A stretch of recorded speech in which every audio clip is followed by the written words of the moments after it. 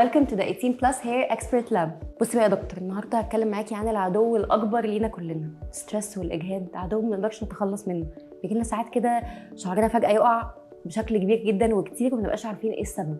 فايه بقى السبب؟ بصي، اللي انت بتتكلمي عليه ده يا ملك اللي هو اسمه العلمي التلجن افلوفي، وده بيبقى عباره عن جسمنا بيمر بشوك. ده بعد زعل، بعد ولاده، بعد ادويه معينه، دايت جامد قوي، وساعتها الجسم بيجيله زي سيجنال كده، بيشوف ان الشعر اقل اهميه من بقيه الاعضاء اللي في الجسم، فبيقللوا التغذيه شويه، وبالتالي بتبتدي الشعرايه تمر لمرحله اسمها التلجن قبل ميعادها، ويبدا ساعتها تساقط الشعر المفاجئ. طيب ازاي اعرف افرق بينه وبين الهرمونال هير لوس؟ برضه خلينا نبقى متفقين ان ده عشان يحصل بشكل صح لازم يبقى عن طريق ديرماتولوجيست، ولكن اهم حاجه في المرحله دي هناخد بالنا ان الشعرايه بتقع بطولها كتير ومره واحده، ولكن لو هنقارنه بالهرمون، الرجاله تقول انا حاسس ان الخط بتاع شعري رجع لورا، الستات تقول انا شايفه اللايت ريفلكشن، فيبتدي يشرحوا ان في تساقط بطيء بس كونسيستنت. وفي الحاله دي لازم نبتدي نشتغل بحاجه موضوعيه على فروه الراس، وذاتس واي انا بحب في الفقره دي ال 18 بلس هير بروتوكول، لانه بشوفه بيشتغل 3 دي.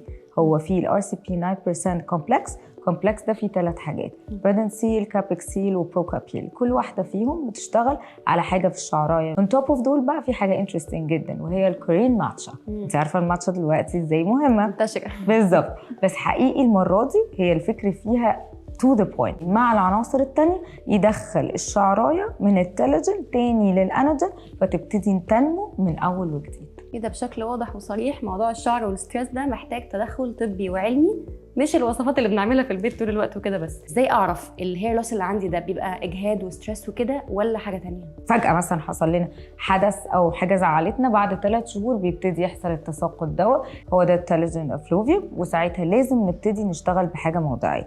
مش لأن التلجن افلوفيوم ده مش هيخف غير باللي احنا هناخده، بس هو عادة ممكن ياخد up to 6 شهور، وكده كده ليه عايزين نقعد 6 شهور من حياتنا متضايقين من شكل شعرنا، لما ممكن نستخدم بروتوكول معين ممكن يحسن لنا الريزولتس في 4 أسابيع بس، زي ال 18 بلس هير لوس بروتوكول.